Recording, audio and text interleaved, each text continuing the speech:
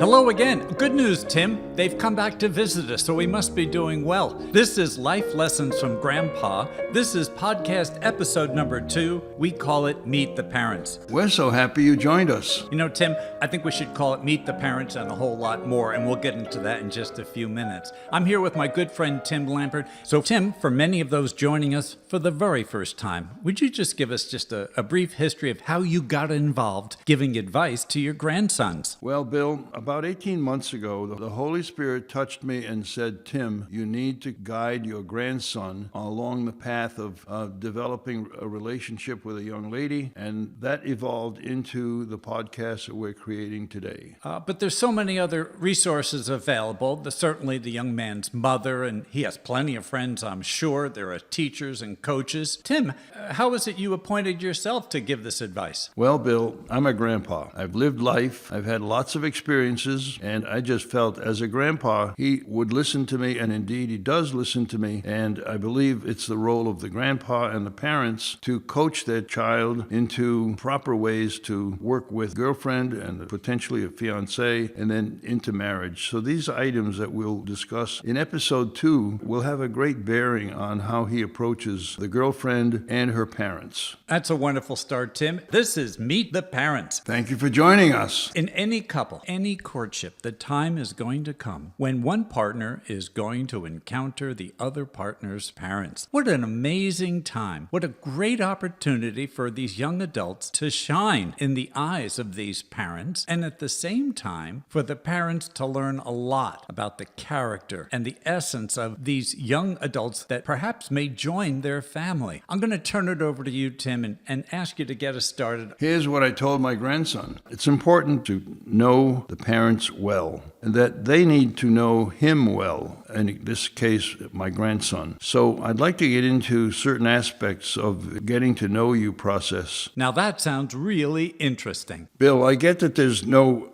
such thing as a perfect family, but there's healthy and unhealthy behaviors to look for during your visits with the family. Tell us a little more about that, Tim. What I instructed and suggested my grandson was that learn about the family dynamic. And the certain aspects of that is that he determined from his observation whether or not the parents control each other and how powerful one parent may have versus the other one and how they control the children. Another aspect of getting to know the family dynamic is this an intact family? If not, what family wounding would there be in relationship to the children? Do they carry the burden of the fact that they might feel that because of their behavior that the parents split? Deep dive into that aspect of the young lady. When you visit with the parents, are you welcomed into their home? Are they joyful with your presence? Are they welcoming to you as a prospective family member?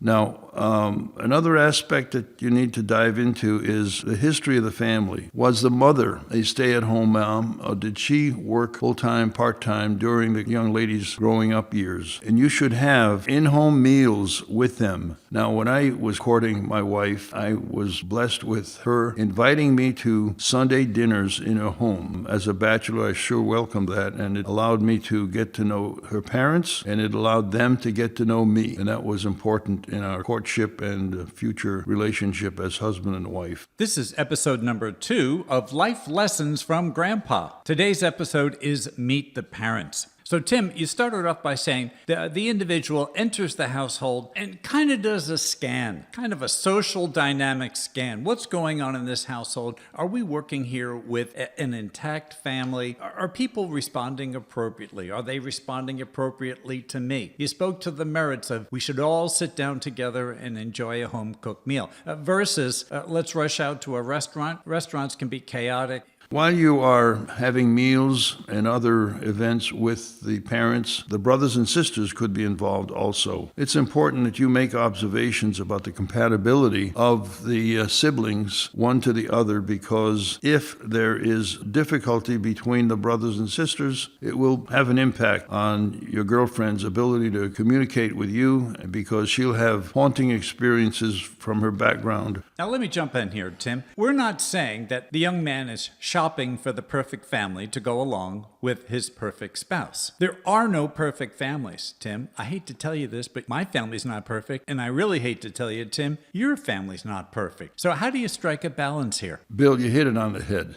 No family is perfect, but what we're striving for is that there be a reasonable relationship between father, mother, and brothers and sisters, and that it not be disastrous to the point where it affects your future relationship with the siblings and the parents and get in the way of a wonderful relationship with your girlfriend. Well, you know, Tim, that meal is not going to cook itself. What should these young adults be looking for while that meal is being prepared, or just during the time of socialization when the families meet? Bill, you'll recall from episode 1, we talked about, does she, the girlfriend, know how to cook? Has the girlfriend cooked you a meal? Have you cooked her a meal? I wonder in that regard, has the mother done much teaching along those household tasks that keep a family together? Has the mother taught the daughter how to cook? And does the father participate in the cooking, or is he totally hands off? A curiosity I'd share is, does the family say grace before they enjoy that meal? Tell us more about how faith plays a role in your visit with these families.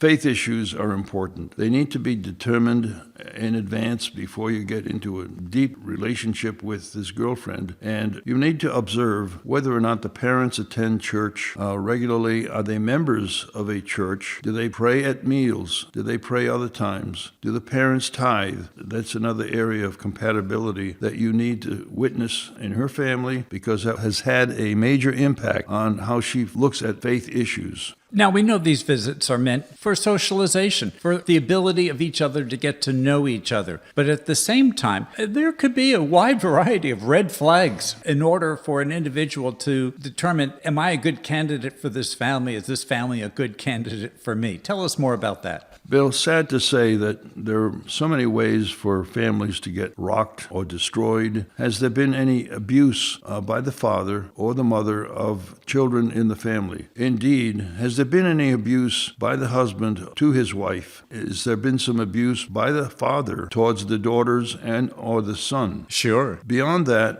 is there alcohol abuse or drug abuse among the parents or the family members? Has there been mental illness among the parents or the siblings? These are red flags and should be closely observed so that if need be, you need to separate yourself from your girlfriend. You know, Tim, a valuable indicator that I use when I visit someone's house is just the ordinary language. Do people use polite and gentle language with each other? Is there soft laughter? Or somehow do you feel that you're in an episode of The Sopranos where everybody is using very coarse and vulgar language and inappropriate humor? You can learn a whole lot when you meet the parents. This is Life Lessons from Grandpa, and I'm Tim Lambert. During this visit, what should you be considering in thinking about this family and their views on topics like finances and education? What's been important to me in my life is financial stability and how money's been handled by us as a family, and also somehow or other you try to figure that out among the family of your girlfriend. Divorces are largely caused by finances or lack of finances. Now that sounds really interesting. I believe that the father and mother have a responsibility to teach their daughter and sons how to manage their affairs. That is, checking account management, investing, savings, tithing. All of these things are matters that need to be taught to the children as they reach college age and beyond. Why don't you tell us a little more about that? The training that they get before they get into college is important so that these boys and girls can be independent and manage their affairs properly. Here's an important question I'll be asking my grandson. How do the parents value education? Is it the plan of the father and mother for your girlfriend to have an undergraduate degree, a graduate degree?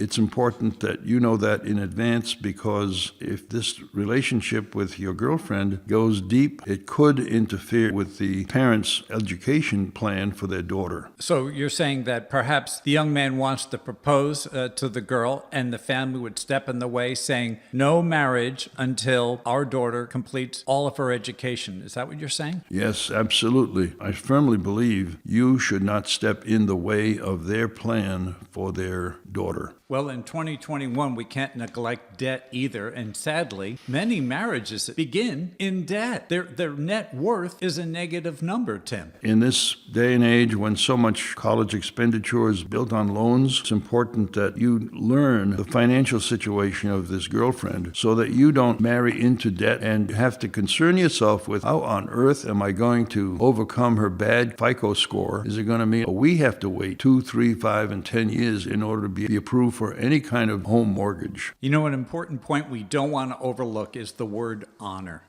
And these visits are all about honor, Tim. And by that I mean the young man visiting the girlfriend's parents. That visit is meant to honor them, a way of thanking them for bringing this beautiful young woman into the young man's life. If it weren't for them, the girl wouldn't even be there. Here's something I told my grandson. What is your gut reaction to everything that we've covered so far? Are you comfortable with what you've learned? And if you have not learned enough, keep digging. And once you've resolved that you are happy with the family surroundings, let's proceed. This is Life Lessons from Grandpa, episode number 2, Meet the Parents. Let's get back to Tim. There's going to come a time, grandson, when you're going to want to proceed to marry this young lady. You're going to need to ask the parents for her hand in marriage. Your behaviors and beliefs will be considered as to whether or not the father grants permission to marry his precious daughter. You know, it sounds real old world, Tim. Asking the father for the hand of the daughter. But even in 2021, there's important information that can be shared by having that visit before popping the question. For example, like we alluded to earlier, the father may have very strong objections to marriage, not necessarily about you, but about the timing of his daughter's marriage.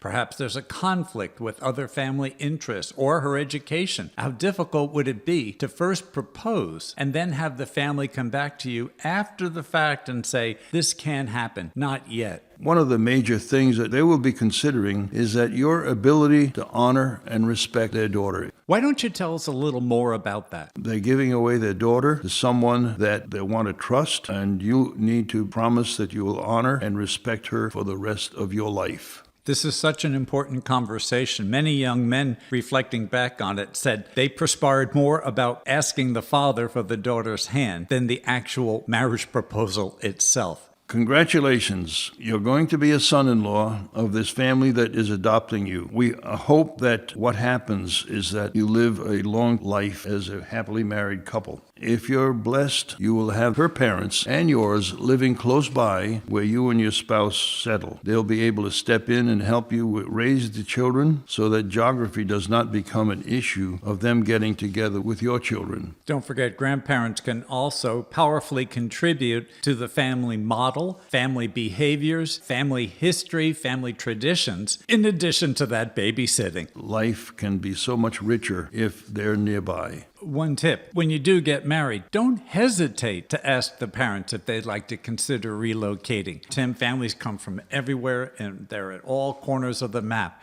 And sometimes these grandparents approaching retirement are making decisions that you're unaware of. Decisions such as where will we relocate and how good they'd feel to know that their children want them to remain close to them, in addition to helping them fortify their family. This is Life Lessons from Grandpa, and I'm Tim Lambert. But I think you had a few tips as well, Tim, regarding the situation involving the young man's parents meeting the daughter. Yes, Bill, because there could be some issues with your parents that she needs to know about, and let's introduce her to your parents. They should get to know her well. You should plan on having her in your home as often as she has you in her home, and just hang out and also have meals.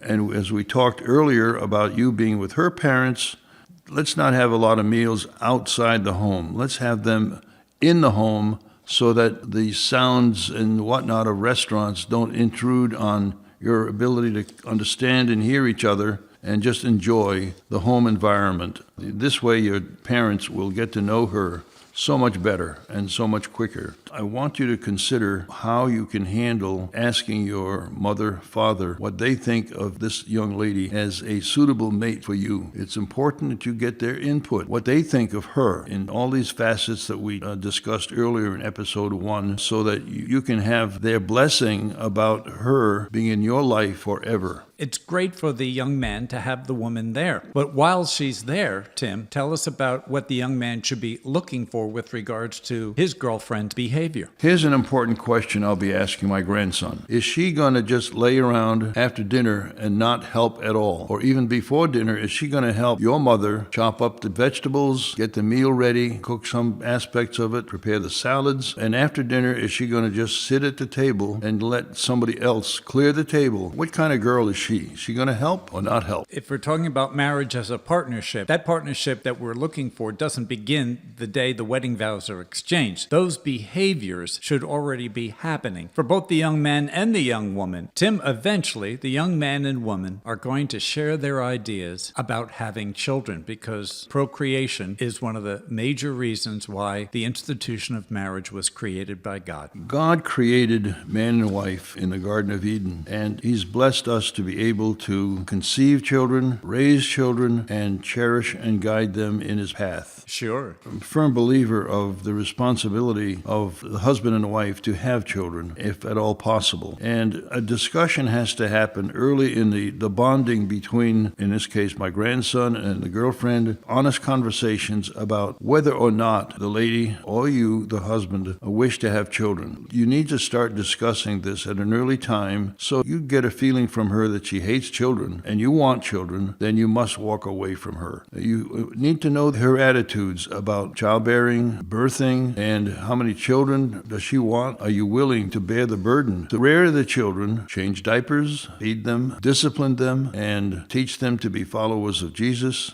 and read Bible stories to them? All of these are your responsibility once you've made the decision to have children. You need to commit to attend a Bible-believing church with Sunday school for the children. This should become a family core value, and always put the children's needs ahead of yours. You raise an important point, Tim. In episode 1, we talked about how many misguided future husbands and future wives approach varying ideas with the notion that after we get married, we'll fix the situation. Here is where that misguided belief may kick in. Well, after we're married, she'll come around and she'll want to have children. Bill, I talked about the big lie where you can fix things after marriage. This is a very important area. It's one of those that break the relationship. If you get a sense that your spouse does not want children, does not like children, and I believe you want children, you need to break that relationship that you have and find some other lady to love and cherish.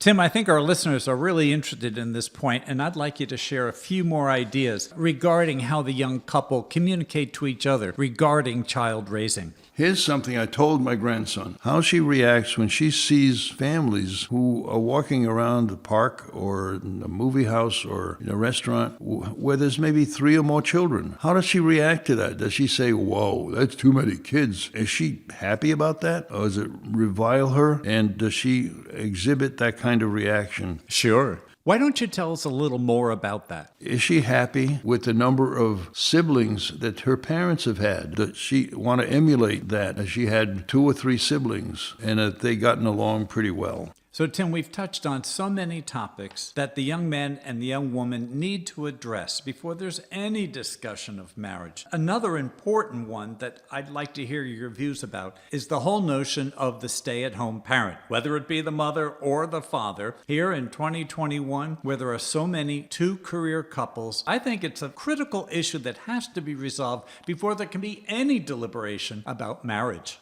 Grandson, you are going to be involved with a lady who has spent 4 years or 6 years in upper education. You are now confronted with having 2 or 3 children, and maybe more. The issue is going to be who is going to stay at home to raise these children. Will it be a stay-at-home mom or a stay-at-home dad? This is a significant matter to discuss and to get ironed out before you get engaged and before you marry. You don't want to leave this kind of issue of child rearing to be solved after marriage. And equally important, Tim, if there is disagreement, again, this could be part of the big lie. You're not going to change anybody's mind after the wedding reception. Well, here's what I discussed with my grandson. There's numerous issues that need to be ironed out before you contemplate engagement and or marriage. It may be that during the time between engagement and marriage, these issues are not solved, and it may come to the point where you have to dissolve the relationship because you cannot allow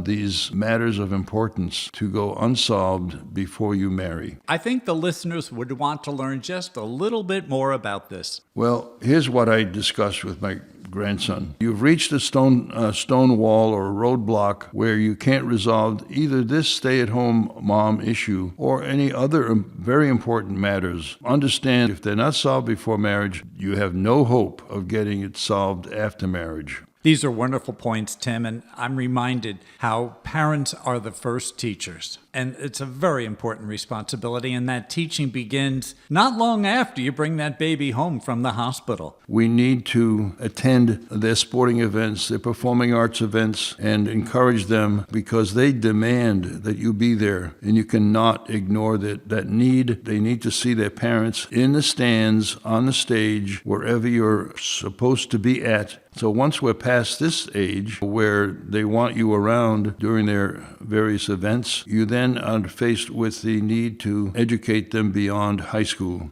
Sure. Bill, not every family is going to be able to set aside sufficient funds to cover college education, but every family should make a serious attempt to set enough money aside so that there's minimal debt for the student to have to pay at the end of undergraduate work. It's simple arithmetic, Tim. Even if families can't cover 100% of the cost of their child's education, they can make a 100% effort. As we continue episode 2 of the Life Lessons from Grandpa podcast, we're going to go back to a discussion of friends. In episode 1, we talked about the friends that the young man and the young woman had, usually in school or from childhood. But now, Tim, it's time to revisit friendships, adult friendships. Now we're stepping into a different phase of our life, and we begin to meet college friends and graduate school buddies where we develop these deep relationships because of the nature of college and graduate school events.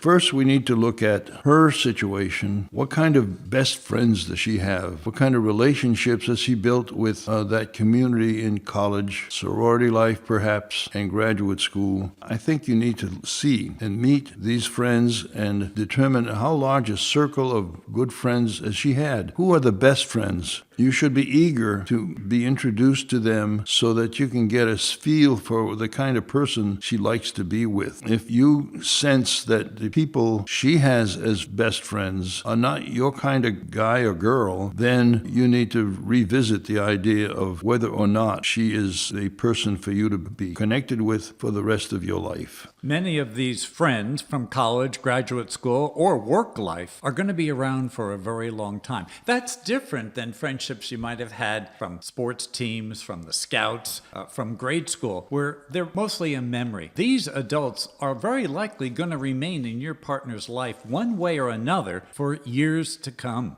That's true, Bill, and that's what you want for her and you should want for yourself. A connection between college life, graduate school life, and the rest of life. So now, once you have determined the kind of friendships she's had, how about your friends? Who are your best friends? Are you eager to introduce your friends to her?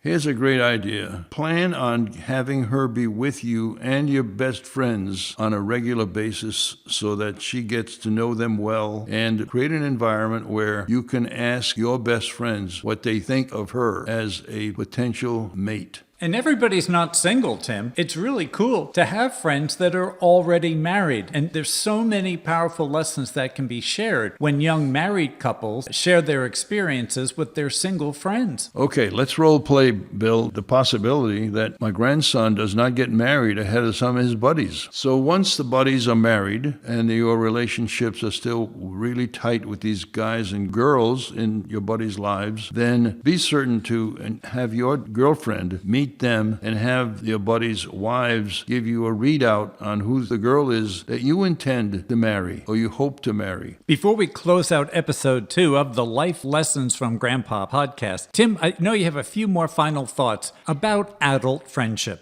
I just want to revisit the issue of marrying someone where her relationships and your relationships are close geographically. You're going to begin having children, and all together you're going to be raising children. And my ideal for you is that you all live in a reasonably close geographic area so that you can maintain these friendships forever. You'll be able to go to football games, concerts, share lives with each other, and with these good friends, you'll have tremendous rewards. You'll also be able to go biking, camping together, travel together, and having cookouts in each other's backyards, and life can be beautiful. Thanks, Tim. Again, powerful lessons about young men and women approaching marriage and the relationships they have with each other's families and their lifelong friends. That's it for episode 2 here on the Life Lessons from Grandpa podcast. Remember, you can download the study guide, which is the actual outline that Tim used